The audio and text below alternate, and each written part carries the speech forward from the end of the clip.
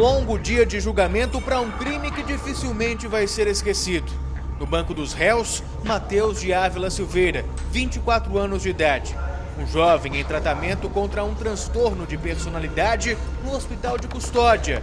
O assassino confesso de Vitor Pinto, um índio caigangue com apenas 2 anos de vida, antiga e maior alegria da família. É como passa nos jornais, né, o dia que aconteceu, né, que a gente vê as calçadinhas dele tudo ali, né, no lugar onde que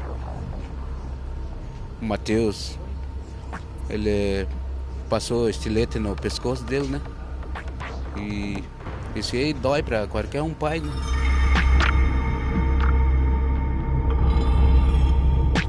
14 meses depois do crime, pai e mãe tiveram que ficar frente a frente com Matheus mais uma vez. Foram quase 9 horas diante do homem que matou o pequeno Vitor, num júri popular feito na Câmara de Vereadores de Imbituba. 3 testemunhas foram ouvidas pela manhã. O delegado que trabalhou no caso, uma representante da FUNAI e um religioso com quem Matheus teve contato. Esse homem chorou ao falar no tribunal e negou que tenha orientado o réu a cometer qualquer tipo de sacrifício com humanos. A promotoria tomou a palavra depois e agora é a vez da defesa fazer as suas ponderações. Terminado tudo isso, é hora dos 7 jurados se reunirem para definir o futuro do assassino confesso. Matheus disse ter sido orientado por vozes misteriosas. Ele já havia revelado isso ao delegado que conduziu a investigação logo depois de ser preso. Ele fala que o espírito que desceu, diz que o espírito é o espírito tranca-rua, que a entidade que desceu falou que ele teria que matar uma criança. A morte cruel aconteceu nesse local perto da rodoviária de Imbituba. Era o dia 30 de dezembro de 2015 e a cidade litorânea já começava a receber o vai-vem dos turistas pela chegada da alta temporada. E foi justamente esse movimento do verão que atraiu a família indígena da aldeia Condá, em Chapecó, para o sul do estado. A ideia era conseguir algum dinheiro com a venda de artesanato. Naquela quarta-feira, pela manhã, perto do meio-dia, fazia calor. Enquanto o pai do pequeno Vitor tentava vender cestas a quem passava pela rodoviária de Imbituba, mãe e filho estavam mais distantes, descansando à sombra dessas árvores. Foi quando entrou em cena Matheus de Ávila Silveira, à época com 23 anos de idade. Sônia viu bem o momento em que o jovem se aproximou do filho dela. Imaginou que ele fosse lhe fazer algum tipo de agrado. E de fato, num primeiro momento, Matheus fez um afago no rosto do índiozinho. Mas o gesto seguinte seria fatal. Com um estilete, Matheus abriu um corte no pescoço da criança e foi embora. A mãe caiu em desespero. Com o filho nos braços, saiu correndo aos berros em direção à rodoviária de Imbituba, onde foi pedir socorro. Mas essa história realmente teria o desfecho mais cruel e trágico. O pequeno Vitor não resistiu e morreu a caminho do hospital.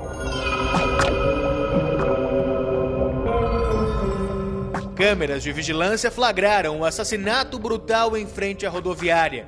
Foram essas imagens que ajudaram a polícia a chegar até Matheus, que no dia seguinte ao crime já era apontado como suspeito e depois fez a confissão. A defesa lutou para atenuar a pena pelo fato de Matheus assumir o crime e por considerar que o réu seria semi-imputável. Conseguiu. A semi-imputabilidade ela é uma redução parcial da capacidade de se autodeterminar. Nós temos uma capacidade completa, nós podemos ter, em decorrência de uma doença mental, uma redução dessa capacidade. E ela implica numa redução da pena e na imposição de tratamento. Já a promotoria teve sucesso ao provar que a criança morta era um índio não integrado à sociedade, o que aumentou a pena em 1/3 pela lei específica que protege essas comunidades. A defesa pode recorrer. O que nos deixa contente é que toda a tese levantada pelo Ministério Público dentro do plenário foi acatado pelos jurados. Os jurados votaram firmemente com o Ministério Público e entenderam que Matheus teria que ser condenado no homicídio duplamente qualificado com as 2 qualificadoras. Tudo colocado na balança, chegou a hora da sentença. Matheus foi condenado à prisão em regime fechado por 19 anos, 5 meses e 10 dias. Não havendo qualquer garantia de que, uma vez solto, não venha atentar contra a sociedade novamente, especialmente por demonstrar ser pessoa revoltada com o meio que vive, por culpar aparentemente a sociedade por suas decepções pessoais e profissionais. Ainda em tratamento contra os transtornos de personalidade, Matheus retornou para o hospital de custódia em Florianópolis depois do julgamento. Mas deve seguir para um presídio comum assim que puder ser liberado pelos médicos. Para a família, que esperou mais de um ano para ter a certeza da condenação do assassino, preso no dia seguinte ao crime, a sentença representa um mínimo de paz. É um alívio para mim, porque eu estava desesperado, eu não sabia o que ia sair, mas enfim saiu isso. Eu estou aliviada, pelo menos a justiça foi feita. Esse é o sentimento que fica. Esse é o sentimento que fica.